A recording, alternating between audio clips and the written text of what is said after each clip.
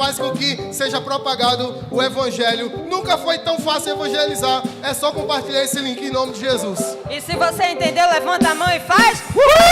Deus te abençoe.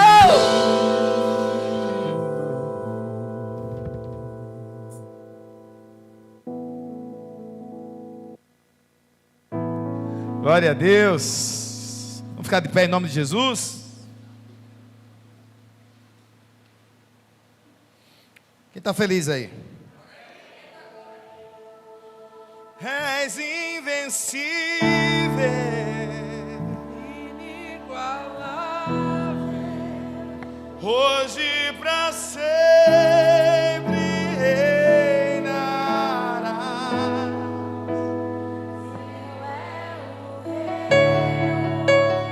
Tu é agora acima de todo nome estás.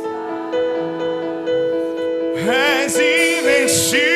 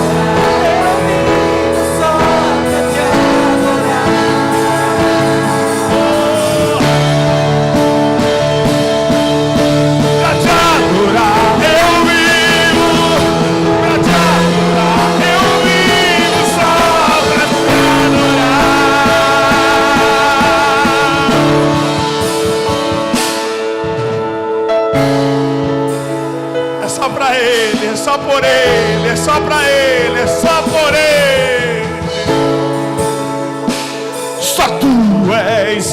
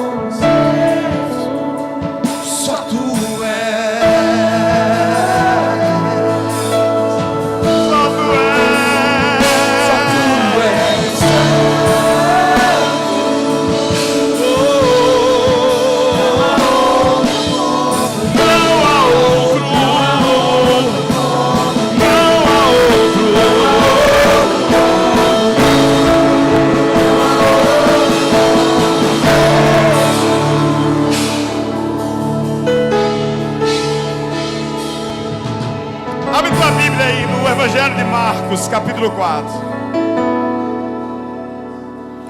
Evangelho de Marcos, capítulo 4.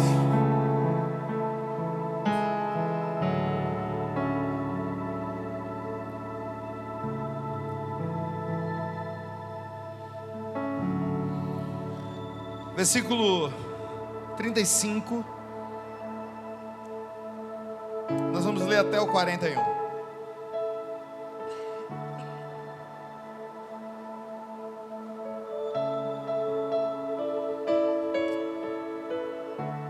Marcos capítulo 4, versículo 35 ao 41.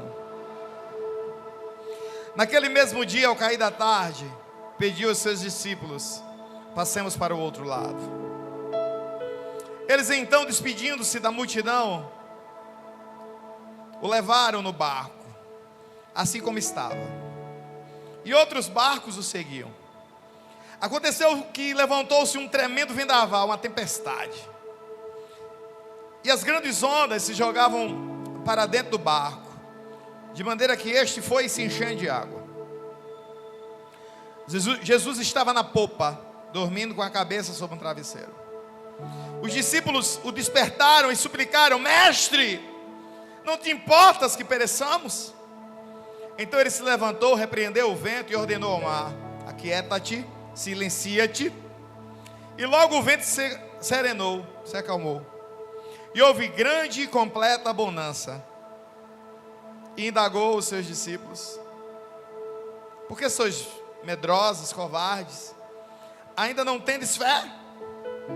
Os discípulos, contudo, estavam tomados de terrível pavor e comentavam uns com os outros: quem é este homem que até o vento e o mar lhe obedecem?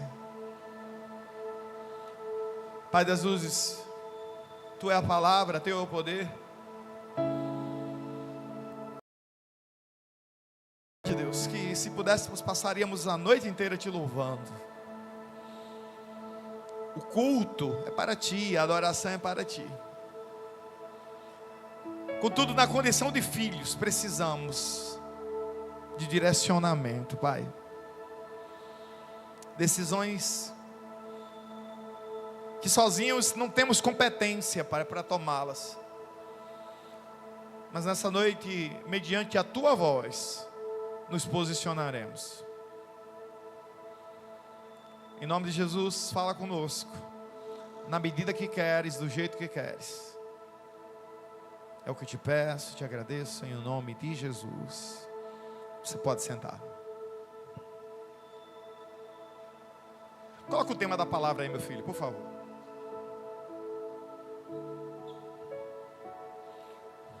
Leia essa palavra. Vamos ler juntos? 1, 2, 3.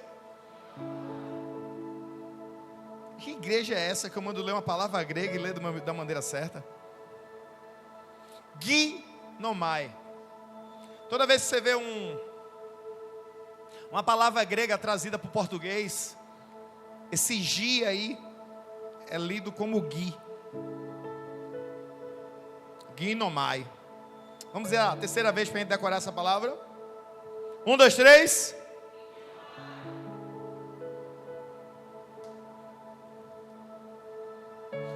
No estudo da teologia, às vezes a gente precisa pagar uma cadeira chamada grego. E dependendo do curso, você vai pagar algumas cadeiras de grego, 1, 2.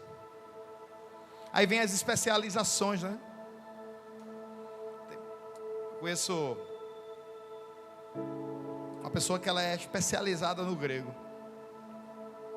E é maravilhoso saber que o Evangelho, o Novo Testamento, ele foi escrito algumas partes específicas em aramaico, mas em sua grande maioria em grego, e poucos versículos em hebraico. Estranho, né? A gente tem muito mais textos do Novo Testamento em grego, um grego chamado grego koiné, que era um grego usual, um grego do dia a dia, do que no hebraico e no aramaico. Em compensação, o Velho Testamento,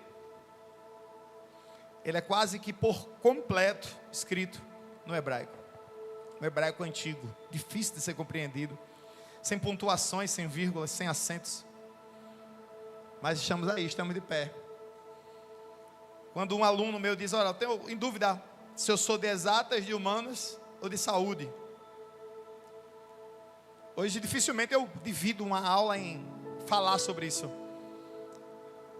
Eu nunca acreditei que só existiam esses 3 grupos, inclusive. Eu sempre entendi que tem o empreendedor. Sempre valorizei isso.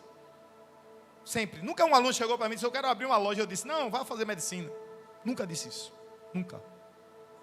Nunca disse isso. A única coisa que eu dizia é, então se prepare para isso.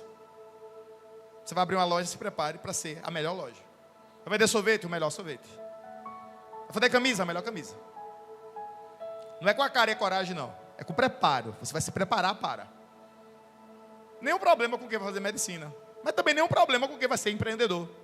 Como nenhum problema de quem vai seguir a carreira ministerial. Qual o problema disso?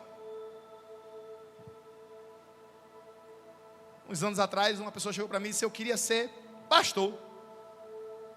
Porque ganha muito dinheiro. Eu fiz, glória a Deus, que o Senhor realize o teu desejo. Mas eu não quero que seja igual ao Senhor, não. Eu disse, por quê? Porque eu só dou aula aqui, é pastor. Eu quero ser pastor, andar com carro bom. Dar aula, um menino chato desse, estou fora. Eu quero ser outro tipo de pastor. Eu disse, eu espero que você seja 3 vezes maior que eu. Aí ele fez, aí tá certo, eu fiz pronto. Trabalhando, ensinando a palavra. Ele fez, nunca mais eu lhe conto nada. Ou não? Então tem o ministerial, a vida ministerial. Tem o empreendedor, aí sim, aí tem saúde, humanas, exatas. E eu espero que essa decisão sempre seja mediante a vontade de Deus. A direção de Deus. Nós acabamos de ler um evangelho que foi escrito por um homem chamado Marcos. O nome dele, na verdade, era João Marcos.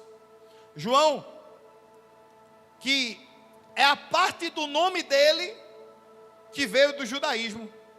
João significa graça. E Marcos é a parte do nome dele que veio do romano. Significa guerra. Não tem nada a ver, né? Graça, guerra. Possivelmente a mãe de João Marcos era judia e o pai de João Marcos era romano. Um casal desse da vida, né? Que se encontra, se apaixona e se casa e tem filhos. E como eu valorizo a história de pessoas, de casais. Até porque todo final de culto a gente declara que se em todo lar faremos o altar, a gente precisa valorizar a família. Eu estou sentindo um calor aqui. Desliga esse ventilador, por gentileza. Não vai mudar muita coisa não, mas o bicho desligado, desligue, meu filho. Você fez 13 anos para isso. Ligar ventilador. Você desligou o ventilador, meu filho. Aperte de novo o troço que você apertou. Aperte de novo. Isso, muito bem. Agora aperta os outros 2 do lado ali. Isso aí, ó. Por isso que você fez 13 anos. Parabéns. Quantos anos? 13, é. Seu papai é bonito, viu? João Marcos, ele era filho de romano e de judeu. Dos 4 evangelhos, Mateus, Marcos, Lucas e João, nós entendemos que o livro de Marcos foi escrito para os romanos. É um evangelho rápido. Tudo no evangelho de Marcos é rápido. É ação o tempo todo, ação, ação, ação, ação, ação, ação. A palavra que mais aparece no evangelho de Marcos é um verbo chamado otos. Logo, eu acho que é o capítulo 14, versículo 50. Veja aí, por favor. Capítulo 14, versículo 50 de Marcos. O negócio é tão rápido que ele se encaixou aí e ninguém percebeu. Logo, em seguida, todos fugiram e o abandonaram. Veja o 51. Certo jovem vestido apenas um lençol de linho estava seguindo Jesus, quando também tentaram prendê-lo. Verso 52. Mas ele, largando o lençol, fugiu nu. Você sabe quem é esse camarada aí? Marcos. O negócio é tão rápido que ele botou a história dele no livro e as pessoas bem não percebem. Que negócio estranho, né? Na Bíblia tem um menino que correu nu. Tem. Porque quem fez tua nudez foi Deus. Não sei se você já percebeu isso. Tem uma galera que é meio problemática com gente nu. Eu não, eu sei como é que o Senhor me fez. Quando vai falar de casamento, eu não tenho problema nenhum para falar de casamento, eu me casei. Foi maravilhoso. É porque tem uns negócios, né, que parece que Deus fez o homem e a mulher e disse o diabo, faz o... Aí o menino disse, olha como é que minha história começa na Bíblia. Prenderam Jesus. Eu era garoto. Estava passando preso. Eu fui ver. Eu me enrolei com o lençol. Quando ele passou. Aí disseram, aquele menino com lençol é discípulo. Eu que não sou besta, soltei o lençol e carreira. Veja a história desse filho de Belial, Marcos.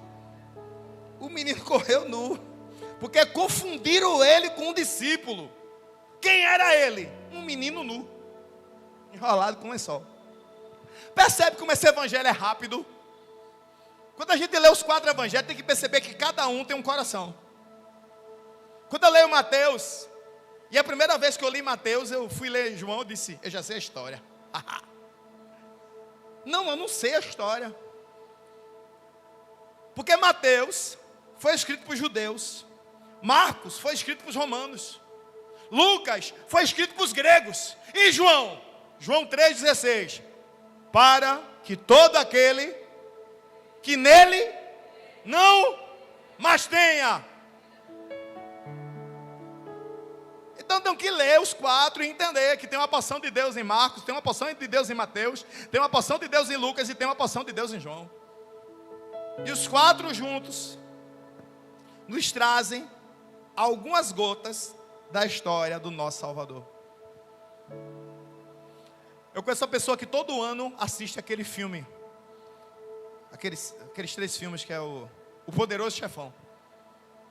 O Poderoso Chefão tem umas 2 horas de filme, né? Não? Nunca assistiu. Pronto, eu conheço uma pessoa que todo ano assiste os 3 filmes em dezembro. Eu disse, por que você assiste esses 3 filmes em dezembro? Ele disse, não, porque é um filme que traz assim, ó, um negócio, uma direção. Eu disse, tu já leu algum livro da Bíblia? Ele, não. Tu, Leandro, já leu essa Bíblia quantas vezes? Eu comecei a ler com 13. Tu não terminasse? Aí eu disse, terminei. Todo ano eu leio, entendeu? Tu já leu essa Bíblia, tu tem 40 anos, tu já leu a Bíblia 17 vezes. Eu digo, tu assiste El Capone desde quando? Não, o Poderoso Chefão desde quando mesmo? Desde os meus 10 anos. Toda vez que eu leio a Bíblia, é uma porção nova, é uma porção nova, uma porção nova, uma porção nova. Eu não tenho paciência de assistir nem o primeiro filme. Quem me conhece sabe, eu assisto o filme com o controle na mão. O cavalo vai correr, eu já boto o cavalo para chegar. O bichinho vai correr tanto por quê, né? O cara vai matar outro, eu deixo matar. Eu disse, mata. Matou. Cléo não gosta de assistir filme comigo porque eu sou assim. Cadê Cléo? É ou não é assim? É assim ou não é? Pronto. Morreu.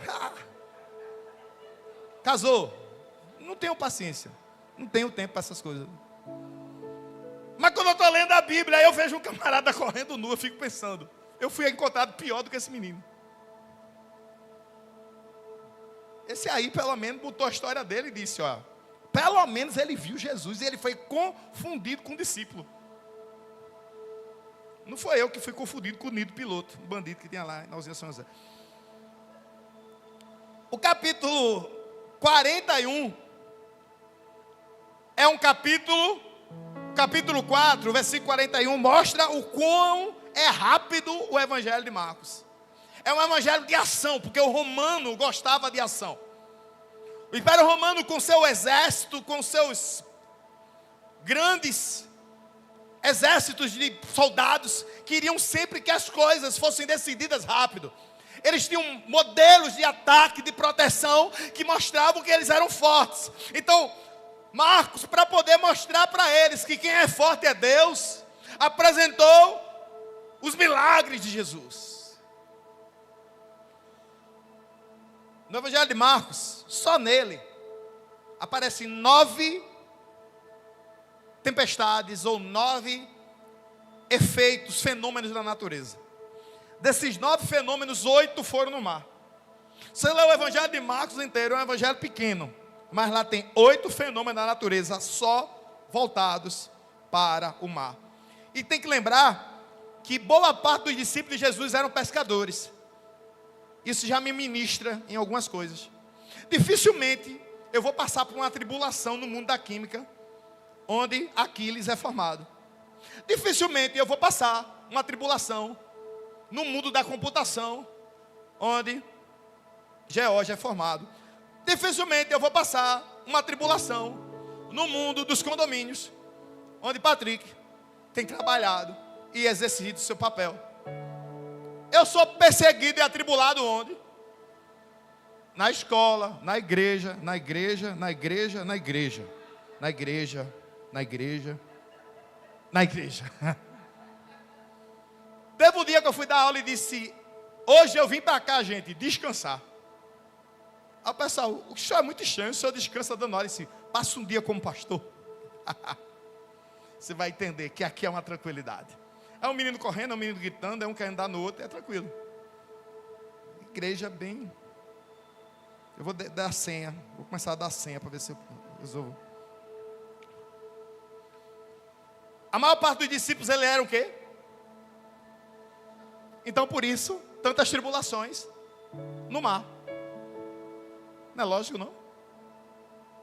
Aí tem gente que fica reclamando pela tribulação que passa no seu trabalho. Ei, tu acha que o inimigo vai tentar te atribular onde? Dando aula de física. Você tem que entender que ele está te atribulando lá, porque é lá que tu vai ser vitorioso. Pegou isso aí, não? Meu Deus, eu não sei porque eu estou só perseguida na nutrição. Assinado Tássia.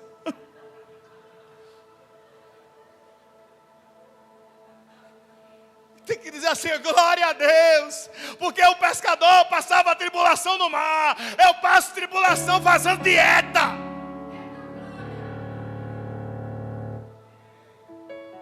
Ou não?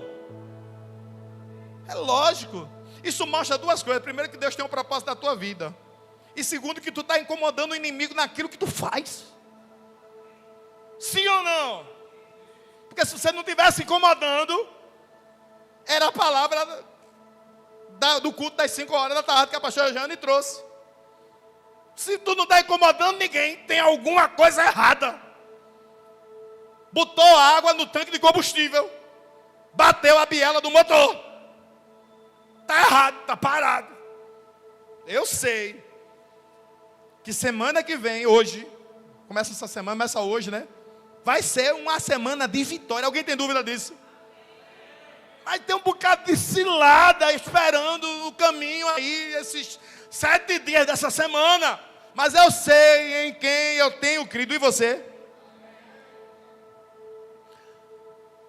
Marcos descreve com presteza o que está acontecendo no mar.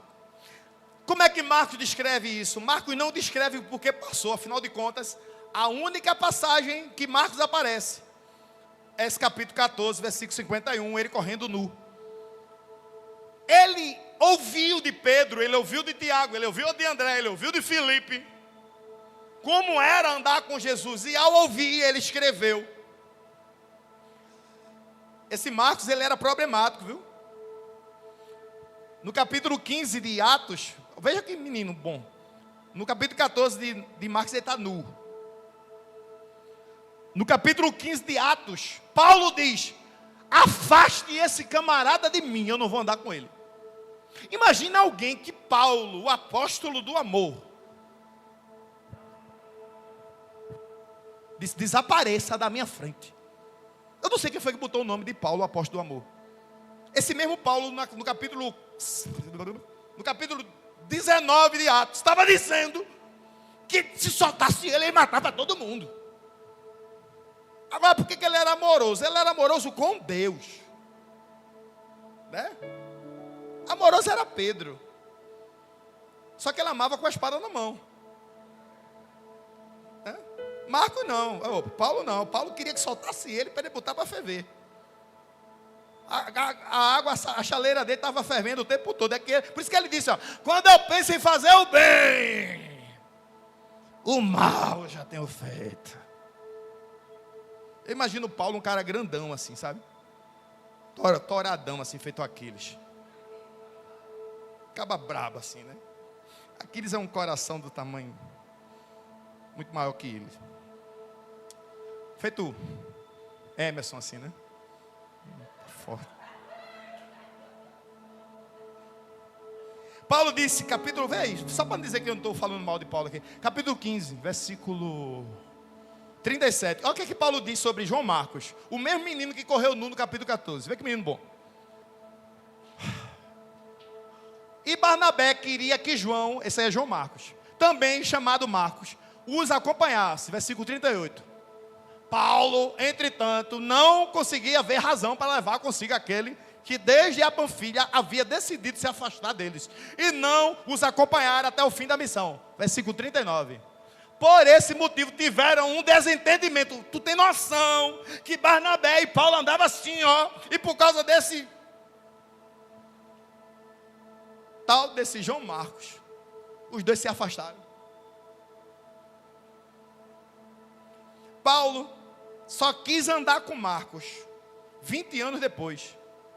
20 anos depois, na segunda carta a Timóteo, capítulo 4, versículo 11. 2 Timóteo, ainda bem que você gosta da Bíblia, né, meu filho? Hoje tem, viu? 2 Timóteo, capítulo 4, versículo 11. Somente Lucas está comigo, toma aqui, olha, e traze-o contigo para ele, pois ele me é de grande para o... Interessante, né? No capítulo 15, Marcos é inútil. No capítulo 4 de 2 Timóteo, Marcos é útil. Sabe qual é a diferença do capítulo 15 de Atos para o capítulo 4 de Timóteo? Marcos amadureceu, Paulo também. Não, eu vou dizer de novo. 20 anos depois,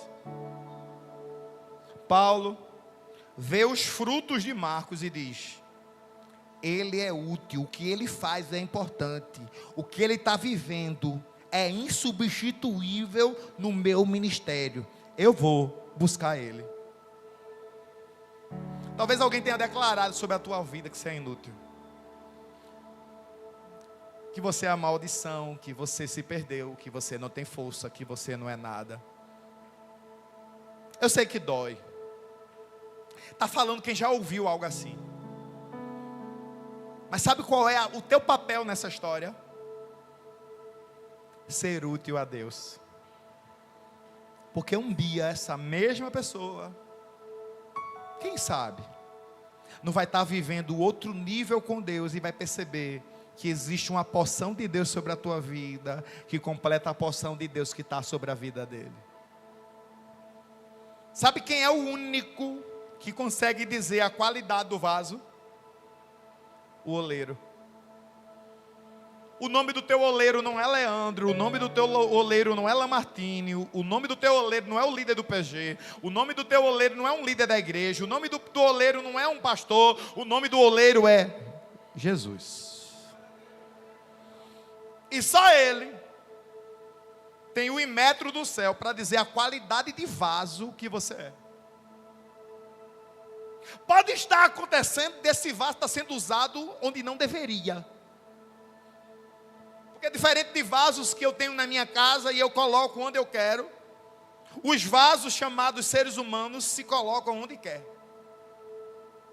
Mas a maturidade com Deus faz com que a gente diga: eu sou um vaso. E vaso por si só não serve para nada. Mas na mão do oleiro, o vaso tem utilidade. Você pode dizer amém? Vamos para o texto agora. Estudinho, pastor. Isso é. Marcos capítulo 4, versículo 35. Você vai deixando o texto a partir de agora, tá bem, meu filho? naquele mesmo dia, ao cair da tarde, que hora era? 6 horas da noite, mais ou menos. Às 6 horas da noite, pediu aos discípulos: passemos para outra margem. Sabe o que Jesus tinha feito aí?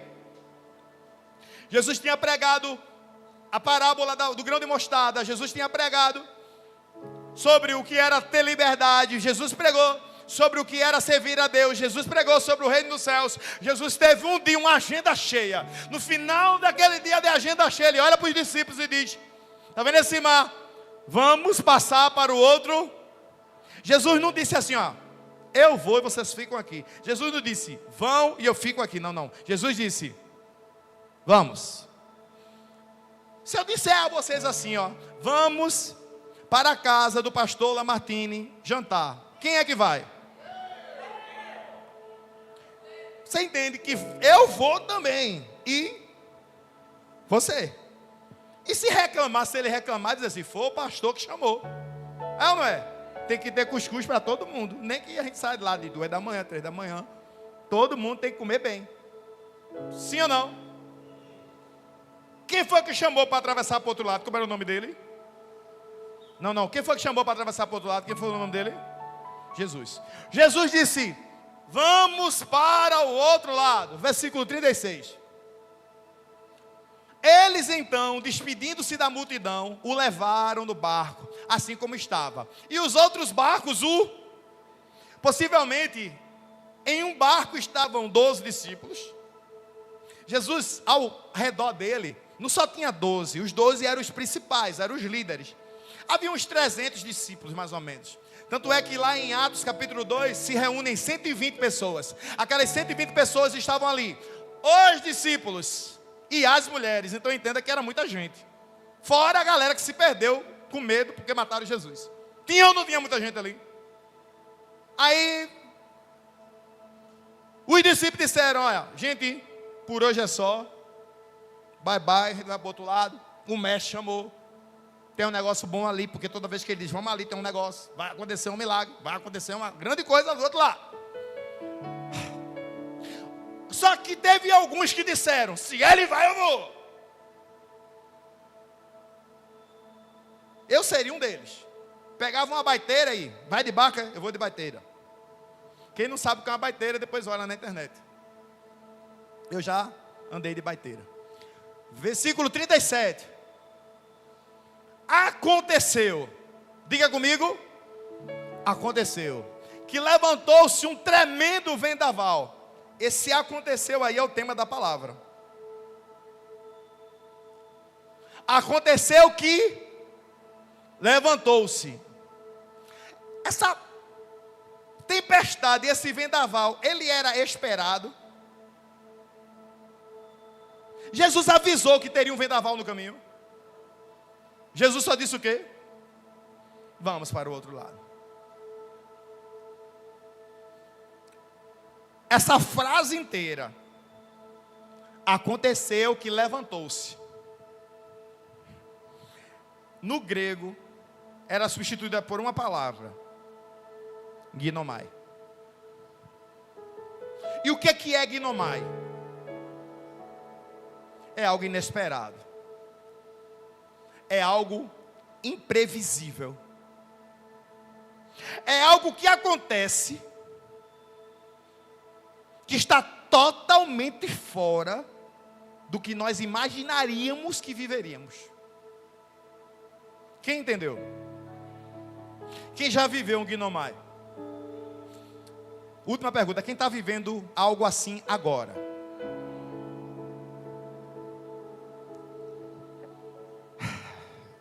Ginomai é uma doença que vem e a gente não espera.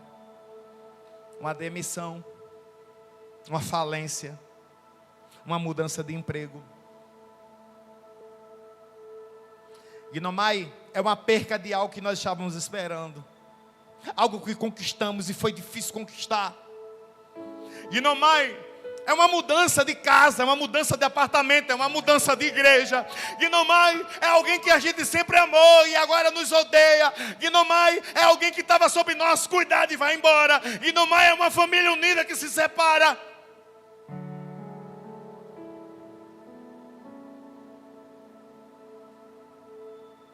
Guinomai.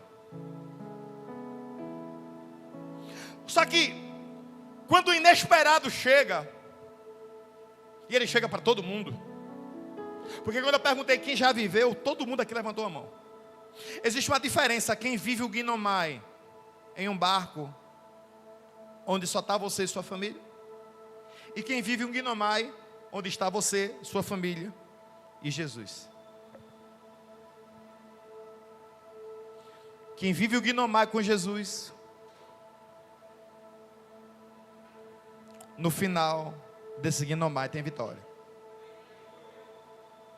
Quem está vivendo o Guinomai aqui, agora, hoje? Eita, Jesus está no barco. Tem vitória. Não pega essa palavra. No meio do teu inesperado, tem vitória. Porque quem está no barco, como é o nome dele? Como é o nome dele? Guinomai, um imenso vendaval. O inesperado já é difícil. Agora, um inesperado imenso é brincadeira. Eu sei, né, que a gente todo dia tem que matar um leão. Mas tem pessoas que são escolhidas, né? É um leão, 20 onças, 4 coati, 200 cobras. Sim ou não? Tem dia que eu fico pensando assim, Jesus, será que eu vou ganhar a Arca de Noé?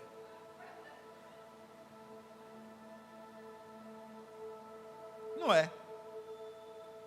Porque o tal de matar o leão é um negócio difícil. Mas menino, quando vem uma manada, Guinomai é o inesperado, né? Esse tremendo aí, a palavra que veio do lado é megale. O que é megale? Algo inesperado e muito maior do que qualquer coisa que você já viu na sua vida. Então imagina, além de inesperado,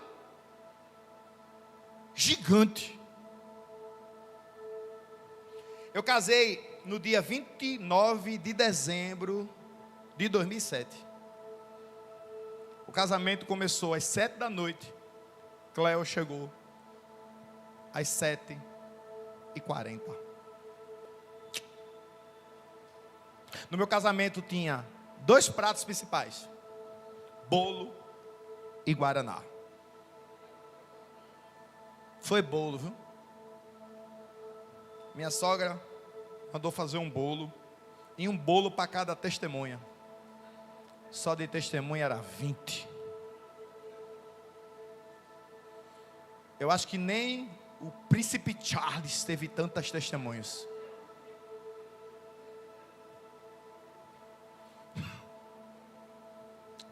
A gente ganhou tanto prato,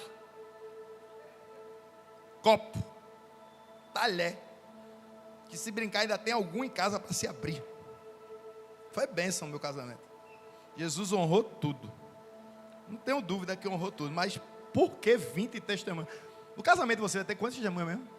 7. 4 do lado, 3 do outro. A 7 de cada lado. Também é bastante. Acho que a ideia do presente, né? Um presente. É um megale, né?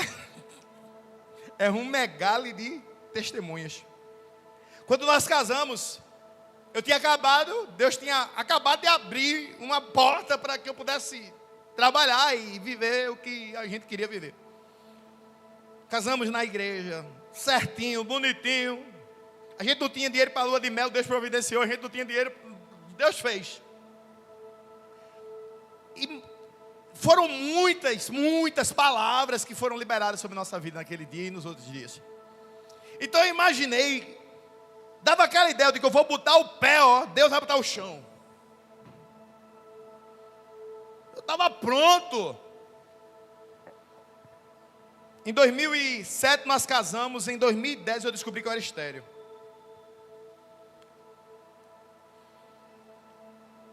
E não foi uma esterilidade não, porque eu tinha um amigo que ele também era estéril. Só que a esterilidade dele era uma esterilidade mediana.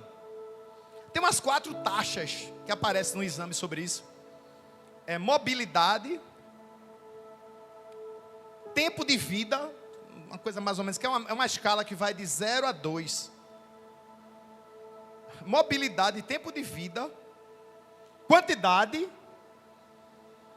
e aparência. Se é deficiente, se tem cauda, se não tem, essas coisas. O meu era tudo 0. Aí eu vi o do meu amigo, né? Do meu amigo tinha assim, ó.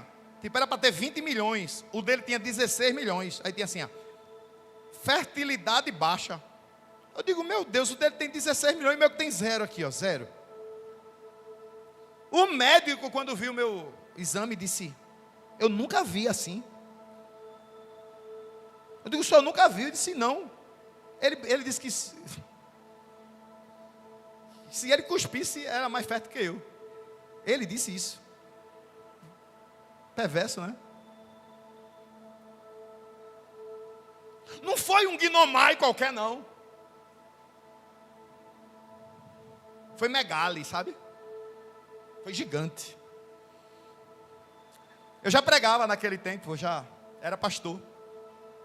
Eu me consagrei pastor em 2008, né? Então, em 2009 eu já era pastor. E muitas vezes me chamavam para cultos de casais. Eu pregava muito em cultos de casais, em conferência. Tinha até umas fitas na época. Graças a Deus que ninguém dessa igreja tem. Eu estou com um terno que enterrou o vovô. Não vai achar, não. Se alguém tiver, eu compro, viu? E eu tinha que pregar num culto. Você tem, né? Tem não. Você tem mesmo? Você não tem, não. Misericórdia. Não sei o que eu vou falar. E eu ia pregar no culto de casais. E o tema do culto de casais falava sobre, eu não lembro qual era o tema, mas falava sobre filhos. E eu parei em casa e disse, como é que um infértil, um estéril vai pregar sobre filhos? Eu não vou pregar nesse culto de casais. E eu chorei. Em que momento eu disse a Deus, por que você está fazendo isso? Eu não falei isso com Deus. Eu apenas disse o seguinte a Deus. Pai, coloca outro, para que esse outro possa falar sobre isso, porque ele vai falar com autoridade. Eu não tenho autoridade para falar sobre isso. Esse exame, essa consulta, eu tinha uma folga que era na terça. Foi numa terça. O culto era no sábado. Até a sexta-feira eu fiquei procurando pessoas. Todo mundo que eu chamava não podia. Quando foi na sexta-feira à noite eu fui ler a Bíblia. Da terça até a sexta eu não li. Na sexta eu fui ler a Bíblia. E quando eu fui ler a Bíblia, estava marcado na minha Bíblia, Jeremias 29:11. Esquecei os pensamentos que tenho sobre vós. Pensamentos de paz e não de mal, para vos dar o vosso sonho. Eu lembrei que eu tinha tido um sonho, criança, que eu pegava um menino nos braços e o nome do menino era Lucas, e eu estava dando banho nesse menino. E o Senhor me trouxe a memória a esse sonho. O Senhor me trouxe a memória aquele dia, que eu dando banho no menino, e o Senhor disse a mim: quem te deu o sonho fui eu. Naquele dia, naquela sexta-feira, eu entendi que era o gnomai, que o gnomai ele era imenso, mas quem estava dentro do meu barco é fiel. Você pode declarar isso sobre essa pessoa que está do seu lado? Abraça ele, abraça ela. Diga assim: olha, no meio do teu inesperado, por maior que ele seja, está um Jesus que te chama de filho, de filha. Ele não está ao lado, ele não está fora, ele está dentro do teu barco.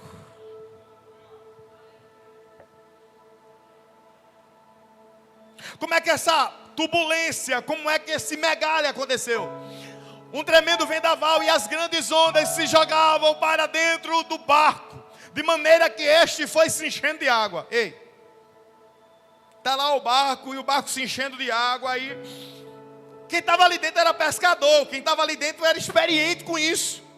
Versículo 38. Jesus estava na popa. Aonde que ele estava?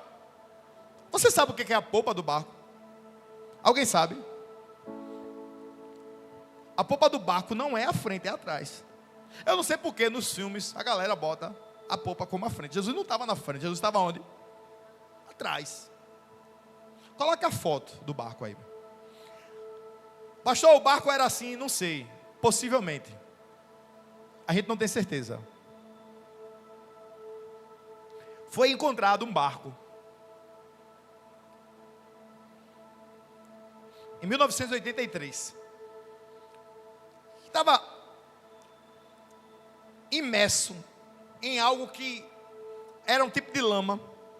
E preservou o barco. E o barco tinha essas características.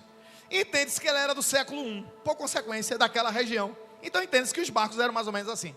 Preste atenção nesse barco. Aqui tem 1, 2 remos aqui. 1, 2 remos no meio. 1, 2 remos na frente. Só que esses remos aqui de trás, no final deles, todo remo é feito uma pá, né? A pá dos de trás eram maiores. Perceba que esses remos ali, eles têm uma espécie de manivela aqui, sim? Aqui não é uma pessoa só, porque esse barco ele era grande, eram 2 pessoas. Cada remo desse era uma pessoa. E por que esse tinha uma manivela lateral? Porque ele servia como leme. Então, possivelmente esses barcos eram controlados por onde? Por onde? Pela proa ou pela popa? Esses barcos eles eram controlados pela... Não é pela parte de trás, né? Volta para o texto lá, como é que era? Jesus estava onde? Bota o texto de novo. Jesus estava na popa. Bota a imagem. Tem que ser rápido, assim, ó. Barco. Volta para o texto.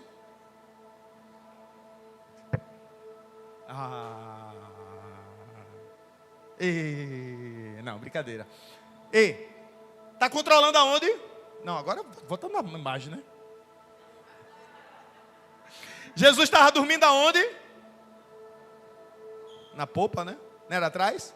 Ele estava na proa, ele estava na frente, foi? Ele estava dormindo aonde? Na parte que controla?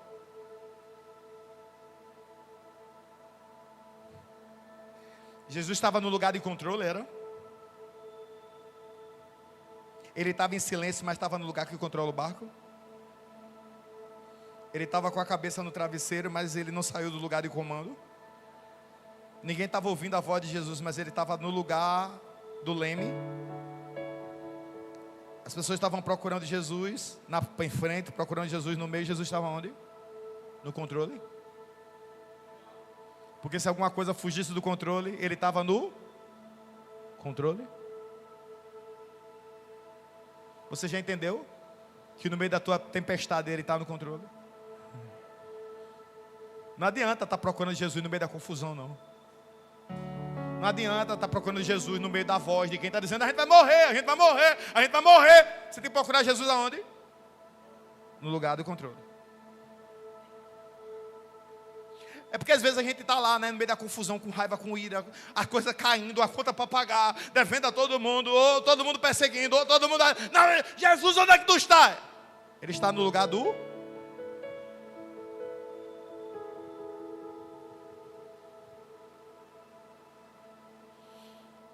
Agora é o texto.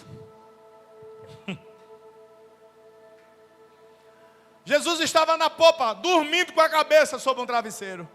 Os discípulos o despertaram e suplicaram: mestre, não te importas que pereçamos? Meu Deus. Você vê Jesus dormindo perto do controle e vem perguntar a ele se ele não se importa. Se ele não se importasse, ele estava lá na frente, pegando o ventinho, igual a muita gente que a gente conhece. Porque quem se importa está perto do leme, né? Dizendo assim, se tu cansar eu remo, viu? Seja essa pessoa, viu? Que está do lado de alguém aí, ó. Tu não está cansado não? Descansa um pouquinho que eu... Não importa se eu sei fazer bem não. Eu só quero que você descanse. Senta aqui, ó. Porque vai ser 5 minutos que tu vai parar. Mas quando tu voltar, esse barco vai para frente.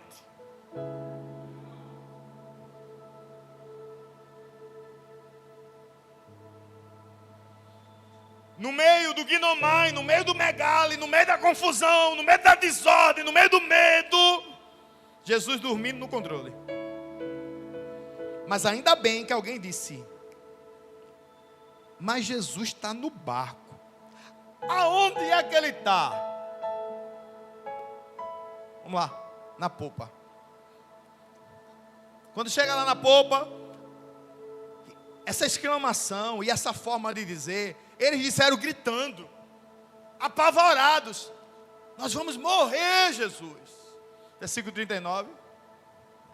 Então, ele fez o quê?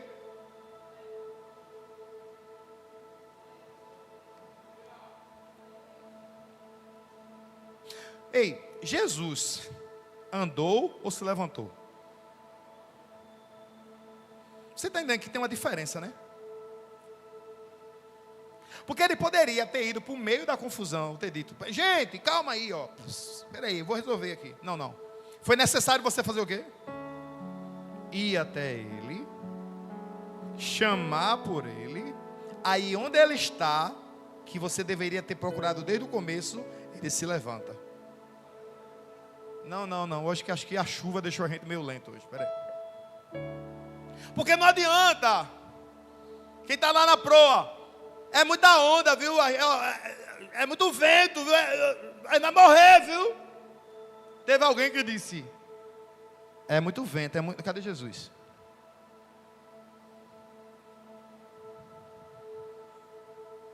Senhor, ainda morrer, viu? Eu não sei o que fazer. Aí Jesus se levanta. O controle está aqui, ó. Ele se levanta e faz assim para o vento.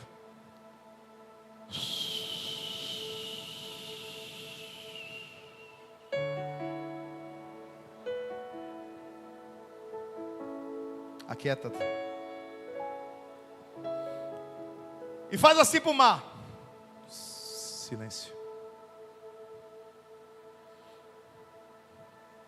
Aí depois ele olha para os discípulos e diz: por que vocês não creram? Não creram em quê? Era para o discípulo repreender o vento, era? Sim ou não? Tem gente que está com bastante fé dizendo: era.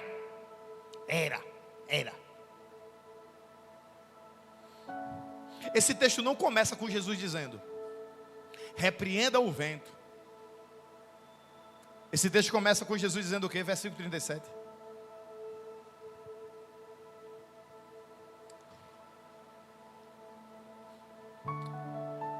Não, versículo 36, né? 35. Passemos para... O que Jesus queria desses discípulos? Que eles crescem, confiassem, que se Jesus disse: vamos para o outro, eles chegariam do outro.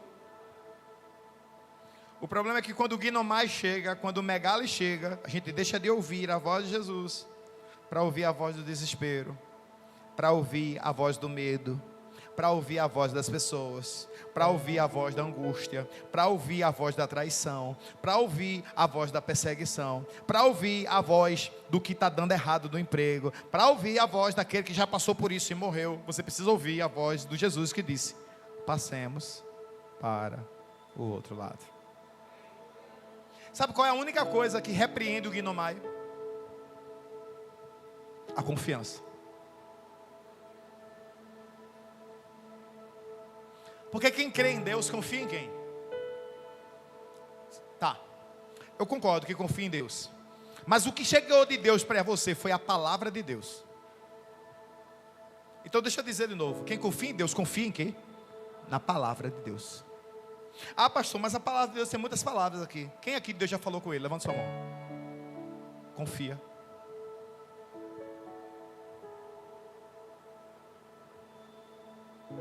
Porque quando em 2009 eu ouvi do médico: se eu cuspir aqui é mais fértil que você. Adote um filho, tem muitos filhos por aí esperando por você. Você vai ser um pai extraordinário. Sabe que voz eu ouvi naquele dia? A voz do médico, a voz do medo, a voz da tristeza, a voz da esterilidade.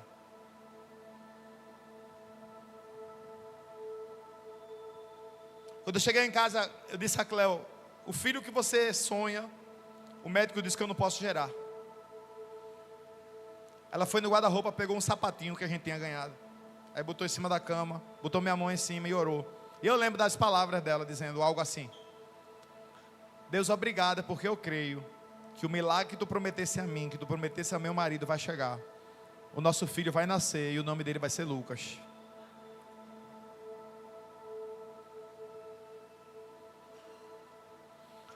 Porque eu estava ouvindo a voz do desespero, eu estava ouvindo a voz da angústia, eu estava ouvindo a voz do medo, eu estava ouvindo a voz da tempestade. Mas precisa que alguém, no meio de tudo isso, lembre onde é que Jesus está. Esse alguém é você. Você precisa lembrar dentro da sua casa onde é que Jesus está. Você precisa lembrar para onde quem está na tua casa tem que ir, para que Jesus se levante e tome o controle que só Ele pode tomar. Em setembro de 2010, eu estava numa consulta com a médica, quando ela disse: quer saber o sexo do seu filho? Em 2009, alguém estava dizendo: nunca vai ter, adote. Em setembro de 2010, a médica disse: vocês querem saber ou vai ser surpresa? Aí Cléo disse: é um menino, o nome dele vai ser Lucas. Ela disse: olha, quando a mãe diz, é o senhor acha o que? Eu disse: é um menino, o nome dele vai ser Lucas. Quando ela faz o exame, ela diz: e não é um menino mesmo? Setembro, outubro, novembro, dezembro, janeiro, fevereiro, março. Quando março chegou, eu estava há um mês de pegar nos braços aquele que eu não podia gerar. Você tem noção? Quando ele nasceu, eu peguei ele nos braços aqui, ó. Confiei ele a Deus e lembrei do meu Guinomai. Tem pessoas que o Guinomai foi suficiente para ele nunca mais sair da tempestade. Mesmo Jesus estando lá. Você não vai ser assim. Diga assim comigo: eu não vou ser assim. Eu vou passar para o outro lado. Diga de novo: eu vou passar para o outro lado. Se você puder, fica de pé aí. Guinomai significa o quê? Deixa só a toalha. Guinomai significa o quê? Diga: inesperado. Guinomai significa o quê? Mas no meio do inesperado, quem aqui está na polpa do barco? A polpa não é o lugar de controle. Aí onde você está agora, confia a Jesus o controle agora, nesse momento.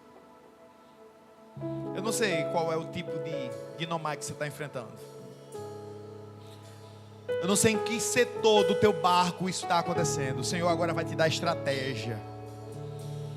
Ei, essa tempestade não vai destruir a tua caminhada. Essa tempestade não vai te impedir de chegar. Você não vai chegar nem um minuto atrasado. Você vai chegar do outro lado na hora certa. Talvez o Gnomai se manifestou dentro da tua casa, no meio da tua família, no teu casamento, no meio dos teus filhos nessa noite. Jesus está te lembrando que Ele está no controle. Nessa noite o Espírito Santo está dizendo: olha, você não está sozinho, eu estou dentro desse barco.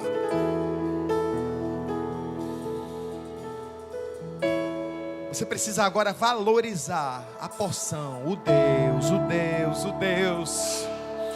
que se apresentou para aquele discípulo, acalmando o vento, acalmando o mar. Ei, Ele acalma o vento e a tempestade. Até a hora daquela tempestade, os discípulos conheciam Jesus que curava, conheciam Jesus que transformava, mas depois daquela tempestade, eles conheceram Jesus que acalmava vento e tempestade. Vai ser assim no teu Gnomai. Pessoas vão conhecer uma porção de Jesus porque você chegou do outro lado. Você está preparado para isso? Você está preparada para isso? Confia a Jesus agora. Confia a Jesus o controle. Agora confia de verdade. Sem medo.